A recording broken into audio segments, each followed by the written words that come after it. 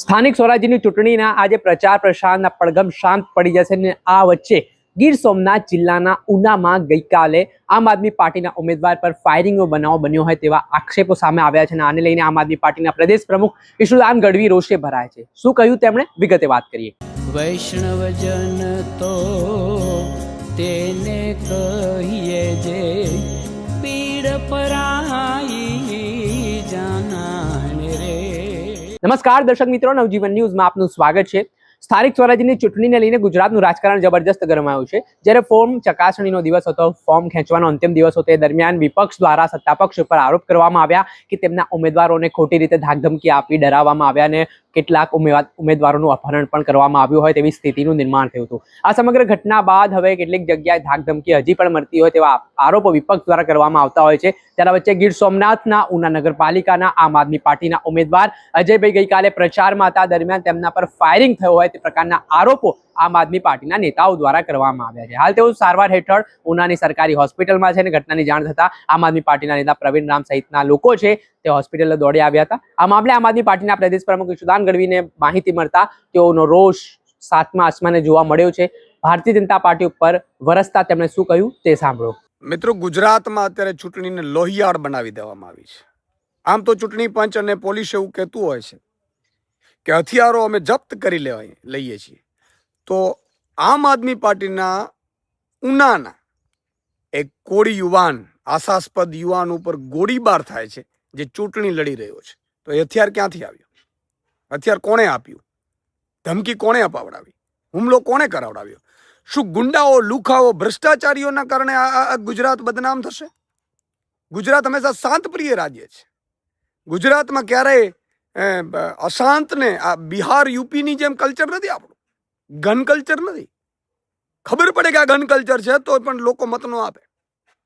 આજે અમારા અજયભાઈ બામણિયા કોળી સમાજના આશાસ્પદ યુવાન ઉપર પહેલા ધમકીઓ આવી, મેં સાંભળ્યું છે કે ફોર્મ પાછું ખેંચાવડાવી લેવાની ને ચૂંટણીમાંથી હટાવી દેવાની ભાજપના નેતાઓની ધમકીઓ હશે અને પછી એના ઉપર ફાયરિંગ થાય છે। દુઃખની વાત તો એ છે કે ફાયરિંગ થયા પછી હોસ્પિટલમાંથી એ ફરિયાદ લખાવે છે, ફરિયાદ લેવામાં નથી આવતી એવું મેં સાંભળ્યું। આ શું થઈ રહ્યું છે?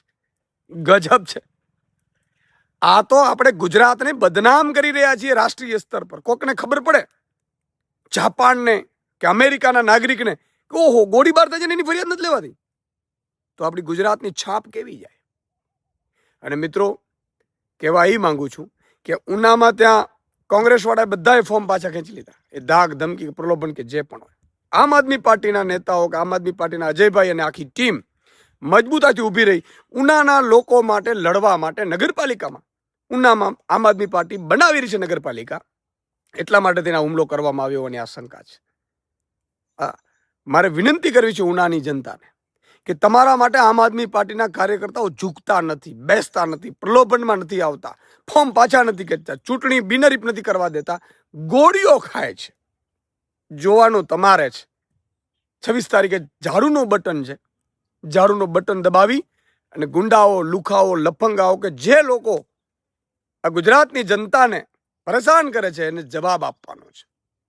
આજે પોલીસને પણ મારી વિનંતી છે કે તમે લોકો પણ ન્યુટ્રલી કામ કરો। એફઆઈઆર કેમ નથી લેવાતી? માની લો કે એમને કોઈકની શંકા છે તો એ શંકામાં નામ લખાવશે ભાઈ। ફરિયાદ આપે પછી તમારે તપાસ કરવાની છે ને, તમે ફરિયાદ જ નહીં લેશો? મેં સાંભળ્યું છે, આ તો હદ થઈ ગઈ। એટલે ગુજરાતની જનતાને પણ વિનંતી કરું છું, સમગ્ર જનતાને વિનંતી કરું છું કે જુઓ તમારા માટે કઈ રીતે અમે લડી રહ્યા છીએ। જય હિન્દ, જય ભારત, જય જય ગરી ગુજરાત। આપણે સાંભળ્યું આમ આદમી પાર્ટીના પ્રદેશ પ્રમુખ ઈશુદાન ગઢવી તેઓ આકરા પાણીએ જોવા મળ્યા છે અને જે રીતે તેમના ઉમેદવાર પર ફાયરિંગનો બનાવના આક્ષેપો જે આમ આદમી પાર્ટી લગાવી રહી છે તેને લઈને મામલો ગરમાયો છે। જોકે બીજી તરફ આ મામલે હજી સુધી પોલીસ દ્વારા કોઈ સત્તાવાર નિવેદન આપવામાં નથી આવ્યું। પોલીસ એફએસએલના રિપોર્ટની રાહ જોતી હોય તેવું પણ કહેવાય રહ્યું છે, એટલે અત્યારે સ્પષ્ટ નથી થયું કે ખરેખર આ બનાવમાં, આ હુમલામાં શાનો ઉપયોગ થયો છે, કેમ કે જે ઇજાગ્રસ્ત અજયભાઈ છે તેઓ સારવાર હેઠળ છે, તેમના નિવેદન નોંધવાની પણ તજવીજ ચાલી રહી છે, પરંતુ આજે સમગ્ર બનાવ સામે આવ્યો છે તેના કારણે ખળભળાટ મચી ગયો છે।